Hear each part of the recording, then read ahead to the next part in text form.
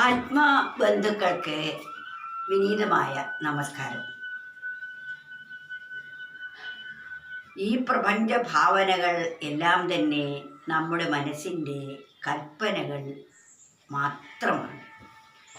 ഇവയിൽ അല്പം പോലും സത്യബുദ്ധിയില്ല എന്ന് പരമാർത്ഥം വെളിവായി കിട്ടുമ്പോൾ നമുക്ക് മനസ്സിലാവുന്നതാണ്. എപ്രകാരമാണ് സ്വപ്നത്തിൽ കാണുന്ന വിഷയങ്ങളെല്ലാം തന്നെ ഉണർന്നു കഴിയുമ്പോൾ മിഥ്യയായി തീരുന്നത് പോലെ ഈ ജാഗ്രത അവസ്ഥയിൽ കാണുന്നതാണല്ലോ ഈ പ്രപഞ്ചങ്ങൾ എല്ലാം തന്നെ.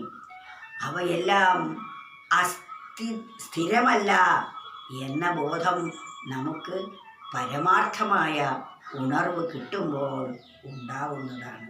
അതുകൊണ്ട് നമ്മുടെ ചിത്തവൃത്തികളെ നാം നിശ്ചലമാക്കുമ്പോൾ പരമസത്യം നമുക്ക് ബോധ്യമാകും. മിഥ്യയാം വൃത്തികൾ ഒട്ടാകെ നീങ്ങുമ്പോൾ ചിത്തമാം സ്വാത്മാവും ഉജ്ജ്വലിക്കും. വൃത്തികൾ താനല്ല മിഥ്യാപ്രകൃതിക്കുന്നൊത്താനിദാനമെന്നോർത്തിടേണം. മിഥ്യയാം വൃത്തികൾ ഒട്ടാകെ നീങ്ങുമ്പോൾ, മിഥ്യയായിരിക്കുന്ന ഈ മനസ്സിൻ്റെ ചാഞ്ചല്യങ്ങൾ സങ്കല്പങ്ങളെല്ലാം നീങ്ങിക്കഴിയുമ്പോൾ, അതാണ് മിഥ്യയാം വൃത്തികൾ ഒട്ടാകെ നീങ്ങുമ്പോൾ ചിത്തമാം സ്വാത്മാവും ഉജ്ജ്വലിക്കും.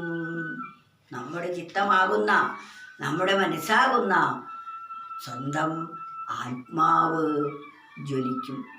എപ്പോഴാണോ മനസ്സിൻ്റെ ചിത്തവൃത്തികളൊക്കെ അടങ്ങുന്നത്, ചിത്തവൃത്തി നിരോധ എന്നാണ്.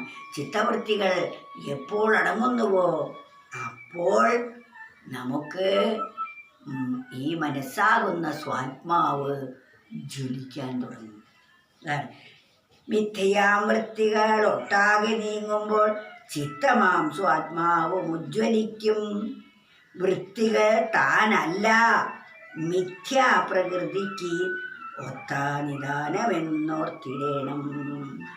ഈ വൃത്തികളൊന്നും തന്നെ താനല്ല, ഈ പ്രകൃതിക്കനുസരിച്ച് വെറും ചാഞ്ചല്യം ഉണ്ടാകുന്നത് മാത്രമാണ് എന്ന് ബോധിക്കണം. പ്രകൃതി മിഥ്യയാണ്. അതുപോലെ മിഥ്യയായ പ്രകൃതിയോട് താദാത്മ്യം പ്രാപിക്കുമ്പോൾ ചിത്തത്തിനും അതേ വൃത്തികൾ ഉണ്ടാകുന്നു. എന്നാൽ പ്രകൃതിയോട് താദാത്മ്യം പ്രാപിക്കുന്നില്ലെങ്കിൽ ചിത്തത്തിന് ചാഞ്ചല്യമില്ല, അത് ആത്മാവ് തന്നെയാണ് എന്ന് ജ്വലിച്ച് നമുക്ക് ബോധ്യമാകുന്നതാണ്. നാം ഒക്കെ അതിൽ നിന്ന് വേറെയല്ല, അതുതന്നെയാണ് എന്ന പരമസത്യം നമുക്ക് ബോധ്യം വരും. അതിന് നാം നിരന്തരമായ ആത്മവിചാരത്തിലൂടെ ദുഷിച്ച ചിന്താധാരകളെയൊക്കെ പിന്തള്ളി നല്ല ചിന്തകൾ മാത്രം നമ്മുടെ മനസ്സിൽ നിലനിർത്തി പരോപകാരമേ പുണ്യം എന്ന് വേദവ്യാസ മഹർഷി മഹാഭാരതത്തിലൂടെ നമുക്ക് വിളിച്ചു പറഞ്ഞു തന്നിരിക്കുന്നത് നമ്മുടെ ചിത്തത്തിലെ മാലിന്യങ്ങളെ നീക്കുന്നതിന് വേണ്ടിയാണ്. ആ മാലിന്യങ്ങളെല്ലാം നീങ്ങിക്കഴിയുമ്പോൾ സ്വന്തം സ്വാത്മാവ് ഉണർന്ന് ഉജ്ജ്വലിക്കാൻ തുടങ്ങും. അപ്പോഴാണ് ആത്മാവിൻ്റെ അഭയവും ആനന്ദവും അറിവും നമുക്ക് ലഭിക്കുന്നത്. പിന്നെ അറിവിനായി നാം അലയേണ്ടതായിട്ടില്ല, സുഖത്തിനായി നാം ലോകവസ്തുക്കളെ അവലംബിക്കേണ്ടതായിട്ടില്ല. അതുപോലെ ഭയം എന്ന ഒന്ന് നമുക്ക് ഉണ്ടാവുകയേയില്ല. അഭയപ്രദനായിരിക്കുന്ന ആ പരമാത്മാവിൻ്റെ ആ കുടക്കീഴിലാണ് നാം ഓരോരുത്തരും വർത്തിക്കുന്നത്.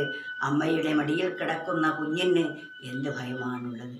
അപ്രകാരമാണ് നാം ഓരോരുത്തരും എന്ന പരമാർത്ഥം ബോധിക്കുമ്പോൾ നാം സുരക്ഷിതരായി അനുഭവമാകുന്നു. അതിനാൽ മിഥ്യയാം വൃത്തികളൊട്ടാകെ നീങ്ങുമ്പോൾ ചിത്തമാം സ്വാത്മാവും ഉജ്ജ്വലിക്കും. വൃത്തികൾ താനല്ല മിഥ്യാപ്രകൃതിക്ക് ഇന്നൊത്താനിദാനമെന്നോർത്തിടേണം.